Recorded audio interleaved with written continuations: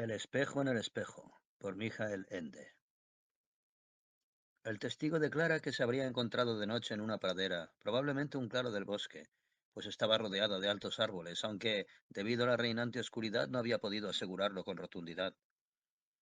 Alrededor del claro habría habido personas formando grandes círculos, vestidas con ropajes blancos parecidos a camisones.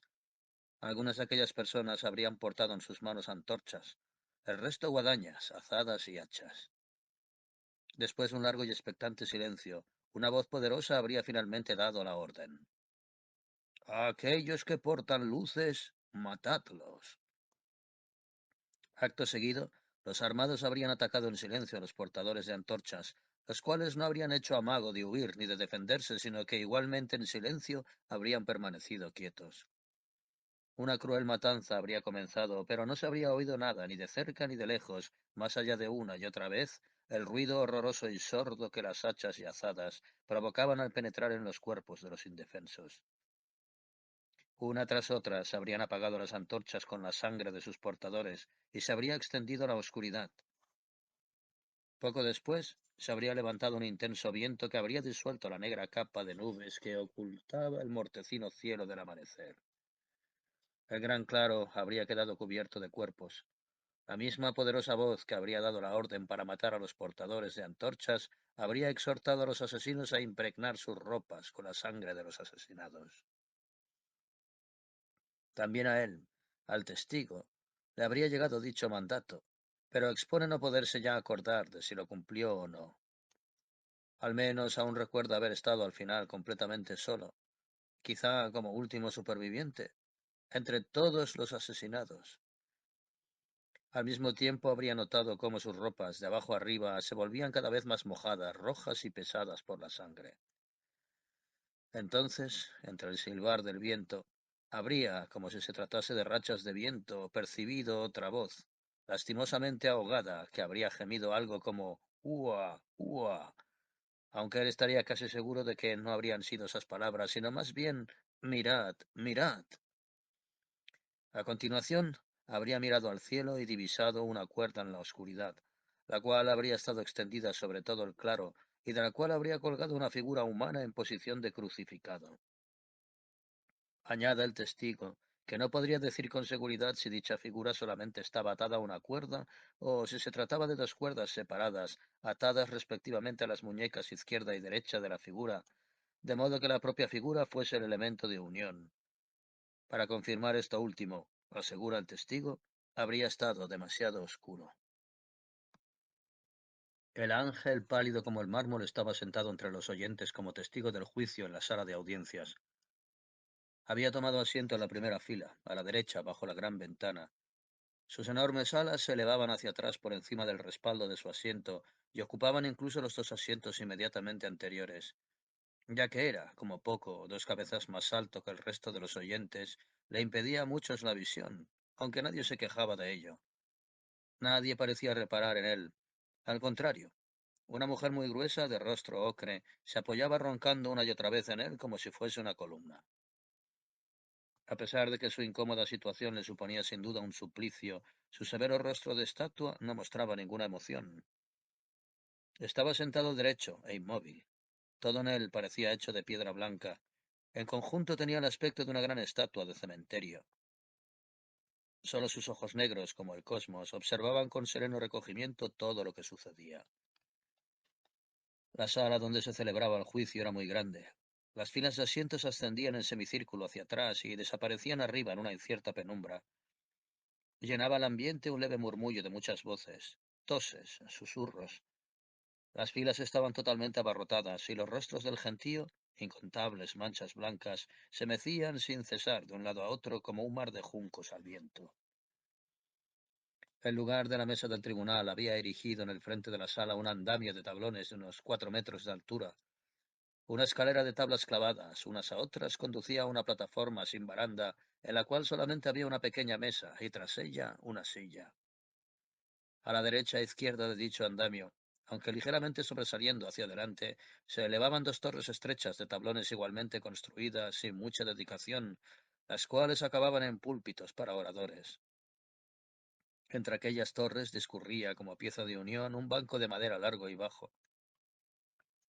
Todo estaba preparado para el juicio, pero el comienzo se hacía esperar. El público, sin embargo, no parecía impacientarse. Casi parecía que no se interesaba en absoluto por lo que habría de ocurrir allí delante. Cada uno estaba demasiado ocupado en la conversación a media voz con su vecino. Solo el ángel mantenía con la inquebrantable atención de sus congéneres la mirada elevada al todavía vacío escenario, como si ya pudiese ver lo que vendría. Por fin se abrió una pequeña puerta en la pared frontal, a la izquierda, junto al andamio de tablas, y entraron uno tras otro 12 hombres y mujeres, en monos verde manzana con mangas cortas y gorros del mismo color sobre la cabeza. Algunos llevaban vendas blancas, tapándole la boca y la nariz. Todos llevaban guantes de goma. Se alinearon delante del banco entre las dos torres. Después, cuando el grupo estuvo completo, se sentaron todos al unísono. Algunos susurraban algo a sus vecinos de asiento, y estos transmitían a su vez el mensaje a los siguientes, y finalmente todos dirigieron sus miradas hacia el ángel. Este los miró inmóvil, como si estuviese a gran distancia, y uno tras otro inclinaron sus rostros. De pronto resonó un timbre eléctrico ensordecedor, aunque apenas fue percibido por el conjunto de los asistentes. Las toses, el murmullo y el susurro general continuaron sin pausa. A continuación de nuevo se abrió violentamente la puerta y se precipitaron dos personas con togas negras ondeando. Una de ellas era una mujer con cabello corto y plateado y un ligero atisbo de bigote. La otra un hombre rollizo de cara colorada y calva brillante. Rápido como un rayo, como si de pronto cada segundo contase, escalaron ambas torres por la izquierda y la derecha y tomaron lugar en los púlpitos, donde comenzaron frenéticamente a hojear todo tipo de papeles. De cuando en cuando se lanzaban miradas de desafío. La mujer oteó a la multitud de asistentes hasta que descubrió al ángel. Le asintió de manera alentadora con la cabeza, elevó ambas manos y deseó suerte con los pulgares. El ángel no dio señales de haberlo percibido o comprendido. El calvo percibió los gestos de su colega y buscó por su parte entre el público a la persona a la que ella se había dirigido. Cuando vio al ángel, frunció indignado las cejas, sacudió la cabeza y rebuscó de nuevo en sus actas. Otra vez resonó el horrible timbre. La pequeña puerta se abrió y se deslizó hacia adentro una figura monstruosa, despacio y con pequeños pasos irregulares. Estaba ataviada de tal modo que solo de perfil y no sin problemas pudo atravesar el vano. Llevaba una especie de kimono vermellón profusamente cubierto de drapeado almidonado. Los pies permanecían invisibles, ya que el traje no solo llegaba hasta el suelo, sino que arrastraba varios metros por detrás. La insólita envergadura de la figura, así como la forma insegura de andar, permitían adivinar que calzaba grandes coturnos. La cabeza y el rostro estaban cubiertos por un tejido de mimbre lacado en rojo con forma de colmena de abejas. Únicamente las manos eran visibles, y sobresalían de la masa de tela, pequeñas, blancas, con dedos separados y largas uñas afiladas. Con amenazadora dignidad oscilaba la figura hacia adelante y se giraba como buscándose a su alrededor. Era evidente que no podía ver nada. Algunas de las personas en monos verde manzana se levantaron, corrieron hacia él y condujeron respetuosamente la figura hasta el andamio central. También se habían levantado los demás, e incluso la mujer bigotuda y el calvo desde sus púlpitos observaban con respeto cómo la figura subía increíblemente despacio la improvisada escalera hasta la plataforma. Al llegar se dejó caer solemne en la silla tras la pequeña mesa, se quitó la cesta de sus hombros y la colocó en el suelo junto a él. El rostro que se hizo visible era blanco como la cal, la cabeza cubierta por una increíble melena gris. Precisamente debido a la poderosa escenificación, la cabeza parecía extrañamente pequeña, como de muñeco. Miraba fijamente y sin expresión al frente. La gente vestida con los monos verdes se sentó de nuevo. La mujer de la toga negra hizo una pequeña reverencia frente a la figura de la plataforma y comenzó a hablar. Su voz era profunda y un poco ronca, y por ello difícil de escuchar entre el murmullo general del auditorio. Se trata de la solicitud 73/809 5 Epsilon 91. La hasta ahora persona sin nombre solicita permiso para poder encarnarse. Como se desprende de la documentación adjunta, no existe ninguna razón para negarle dicho permiso. Solicito, por tanto, al alto tribunal una decisión favorable. Quiero recordarle, exclamó el calvo del otro púlpito con una voz sorprendentemente aguda y cortante mientras agitaba un documento, que la persona sin nombre ya ha comenzado su encarnación sin permiso alguno, como se desprende de este dictamen pericial oficial. Solo con eso ya infringe el artículo 712, apartado 3 de la reglamentación de admisiones. Este tipo de hechos consumados se han llevado a cabo para influir sobre el tribunal y chantajear al resto de partes interesadas. El alto tribunal no se debe dejar influir por ello y debe rechazar la injustificada solicitud. Es cierto, respondió la mujer. Y por otra parte, nunca ha sido negado por nosotros que ya han sido desarrollados los primeros pasos de la encarnación. Pero como hemos expuesto detalladamente en nuestra argumentación, el solicitante partió de la hipótesis de que el alto tribunal reconocería la absoluta necesidad de llevar a cabo la encarnación en una fecha determinada. Está absolutamente certificado que determinadas condiciones solo se dan en un determinado momento. Un adelanto o retraso de la encarnación se traduciría en condiciones totalmente distintas y con ello haría fracasar todo el sentido de la encarnación o al menos la haría peligrar gravemente. Ello supondría un injustificado perjuicio para el solicitante al que no se le estaría garantizando su derecho de igualdad. Al fin y al cabo, el propio alto tribunal no se puede hacer responsable de una infracción que él mismo está obligado a castigar en los demás. Por lo tanto, mantenemos nuestra solicitud y esperamos una resolución positiva. Absurdo, la interrumpió el calvo. Cualquier momento es tan bueno como otro.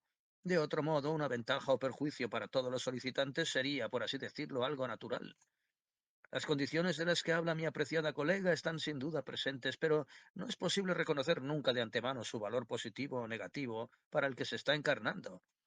En otras palabras, si el momento de la encarnación es el adecuado o no para una persona, solo se puede valorar a posteriori, a menudo incluso una vez que ha concluido la encarnación. No vamos a tolerar aquí ningún tipo de misticismo. ¿A dónde llegaríamos si quisiésemos programar la encarnación, por así decirlo, cósmicamente? Eso es sencillamente ridículo. Ridículos, exclamó la mujer, que ahora también se acaloraba poco a poco. Son sus razonamientos mecanicistas y materialistas, señor colega. Ridículos y todavía más cínicos, porque su principio de causalidad contradice la dignidad humana. El hombre no es un conejillo de Indias. La esencia del hombre reside en su destino. Es único y por ello depende de condiciones únicas. Por eso es igual de criminal frustrar una encarnación como destruir una ya existente. Es asesinato, señor colega. Mi cliente lleva siglos preparando su encarnación. Ha reunido a sus bisabuelos y a sus abuelos y también a sus inmediatos progenitores. Para ello ha sido necesario un esfuerzo ímprobo de precisión en todos los detalles. Si su bisabuelo no se hubiese dejado extraer un diente en un día determinado, no habría conocido a la mujer correspondiente, la cual solamente estaba de viaje y había entrado en aquel barbero de pueblo para procurarse un apósito para su lastimado talón. Si no se hubiesen encontrado, ni habrían contraído matrimonio ni tenido hijos. Hijos entre los cuales, por otra parte, hubo una niña que fue, o debe ser, la abuela del actual solicitante. Miles, millones de detalles iguales se podrían especificar aquí. ¿Y usted quiere destruir este milagro de casualidades? ¿Quiere usted en el último momento darle con la puerta en las narices al solicitante? ¿Quiere usted obligarle a comenzar de nuevo desde el principio este penoso trabajo? ¿Con qué derecho? ¿Con qué derecho? Y aunque comenzase su trabajo de nuevo, el resultado no puede ni podrá ser nunca lo que es ahora. Mi cliente quizá le pueda ofrecer algo al mundo que solo puede darle ahora y bajo las presentes condiciones. Piense usted en los grandes santos, los genios, los héroes de nuestra historia. ¿Qué habría sido del mundo si se les hubiese impedido, aunque sea uno solo de ellos, el derecho a la encarnación? ¿Cómo puede usted asumir esa responsabilidad? ¿Y quién le dice a usted, apreciada colega, respondió gritando el calvo con la cara roja, que no vaya a convertirse precisamente su cliente en uno de los mayores criminales de todos los tiempos, en una maldición para la humanidad? ¿No sería entonces mejor negarle el derecho a la encarnación? Lo que usted aduce son hipótesis inconsistentes. ¿Cuándo y bajo qué condiciones se encarna una persona es algo tan casual como el lugar que ocupan las cartas en la baraja? Habla usted de responsabilidad. Habla usted de dignidad humana. Como si a nosotros no nos importase tanto como a usted. Precisamente lo que usted expone, apreciada colega, nos conduce en última instancia hacia la ausencia absoluta de responsabilidad, puesto que hace imposible cualquier decisión racional. Donde todo tiene sentido de un modo misterioso, incluso el diente extraído de un bisabuelo, entonces nada es absurdo. Todo es de modo fatal equivalente. Usted sabe, y todos nosotros sabemos, que hace ya mucho tiempo que hay demasiados seres humanos en nuestro mundo. Sería verdaderamente irresponsable autorizar a la ligera cada solicitud de encarnación. Con ello lograríamos lo contrario que usted, señora colega, ha postulado tan vehementemente, la protección de la dignidad humana. Tenemos la responsabilidad porque tenemos los medios para actuar. No podemos sustraernos a dicha responsabilidad con un par de argumentos piadosos pero baratos. Y su cliente, apreciada colega, es ahora superfluo según nuestra reglamentación de encarnaciones. Personalmente lamento la dureza que nos impone la necesidad en estos casos particulares, pero estoy convencido de su sensatez. La solicitud debe ser rechazada.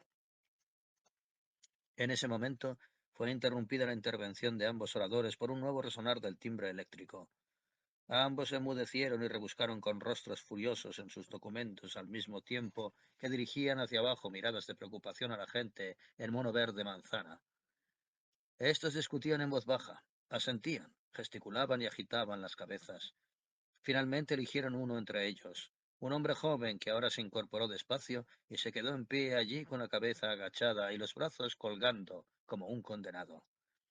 Se quitó la mascarilla de la boca y nariz y se pudo ver que se había puesto pálido. Con pasos cansinos se dirigió hacia la puerta pequeña y desapareció. La mujer gruesa junto al ángel se había despertado un momento y había seguido la escena. Ahora suspiraba entusiasmada. ¡Ah! Un juicio de Dios. Después se sumergió de nuevo en su sueño con cara interesada. El ángel, que no se había movido en todo el tiempo, elevó la cabeza y miró hacia el nicho de la ventana bajo la cual se encontraba, hacia arriba, pues sentía que algo goteaba sobre él. De hecho, había allí una gran vasija de cristal que no había advertido antes. Estaba llena de tinta. Quizá el sonido tronador del timbre había roto el cristal. En cualquier caso, ahora se filtraba el contenido por una grieta y goteaba sobre las alas y manto del ángel. Pero éste no se alteraba, sino que dejaba que sucediese, que el líquido negro azulado le manchara y le corriese hacia abajo formando largas franjas. Su oscura mirada volvió a dirigirse de nuevo fijamente hacia la pequeña puerta. Esta se abrió después de poco tiempo y entró una mujer joven. Llevaba puesto un camisón blanco y largo y sostenía con cuidado en las manos una palangana de porcelana que iba tapada con un paño igualmente blanco. Al llegar al andamio central, le dio la espalda a los asistentes, estiró los hombros, miró hacia el que estaba arriba ataviado de rojo y retiró de un decidido tirón el paño de la palangana. Esta estaba llena hasta casi los bordes con sangre caliente y todavía humeante, y flotaban unos órganos apenas reconocibles. En ese mismo momento, el ataviado de rojo se levantó sobresaltado de su silla. Su cara de muñeco contraída hasta una espantosa mueca de ansia o ira, apartó a un lado la pequeña mesa de tal modo que ésta cayó estruendosamente escaleras abajo. A continuación, él mismo bajó con increíble velocidad y se detuvo frente a la joven, que se le quedó mirando paralizada por el espanto. El ataviado de rojo hizo unos violentos movimientos de bailarín en el aire mientras su rostro se desfiguraba ahora por completo, hasta no quedar rastro de humanidad. Entonces se abalanzó de pronto. Introdujo las manos en la palangana como si buscara algo concreto. Pescó un órgano que quizá era un minúsculo corazón. Se lo metió voraz en la boca y se lo tragó. Hurgó de nuevo en la palangana salpicando al tiempo de sangre a la portadora. Apenas sucedido esto, arrojó lo que sujetaba en sus manos y, con mirada perdida, jadeando y gargareando, señaló con sus dedos impregnados en sangre las manchas rojas del camisón de la joven. Elevó su puño derecho, la golpeó y la alcanzó con tal violenta furia en la sien que cayó muerta al suelo sin emitir la más mínima palabra. La palangana de porcelana se hizo añicos. El ángel se había puesto violentamente en pie ante este espantoso espectáculo y se mostraba ahora en todo su esplendor. El ataviado de rojo se dio la vuelta y le miró enseñando los dientes. Cuando vio las manchas negro-azuladas en la marmórea figura blanca, se acercó, señaló con sus impregnados dedos hacia las manchas, elevó de nuevo el puño y se preparó para golpear. Entonces el ángel abrió considerablemente la boca y emitió un bramido que sonó como el estallido de una gran campana de bronce. Por un momento, el mundo entero pareció detenerse ante aquel grito. El ataviado en rojo salió de su estupefacción, dio algunos pasos tambaleantes y mientras su rostro recobraba su expresión de muñeco, incluso parecía afligido, se inclinó y comenzó a frotarse contra las manchas negras, al tiempo que sus labios se movían temblorosos y balbuceaban casi incomprensibles. Perdóname, por favor. Yo solo estaba un poco trastornado. Lo siento. El ángel permanecía aún inmóvil y tenía los ojos cerrados. Era como si una conmoción recorriese su cuerpo, un silencioso y desesperado sollozo.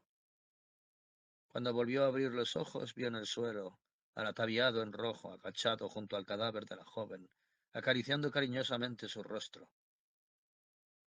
Alrededor de ambos había ahora 5 niños formando un amplio círculo, los cuales portaban espadas de madera extendidas frente a sus caras, como en un saludo. ¡Qué hermoso! Murmuró la gruesa dama de rostro oscuro situada detrás del ángel. Los niños velan a los difuntos y a los culpables. Y con un suspiro de satisfacción se sumergió de nuevo en el sueño. El resto del público parecía no haberse percatado apenas de los hechos. Igual que antes ofrecían la visión de un junco gris, ligeramente mecido por el viento.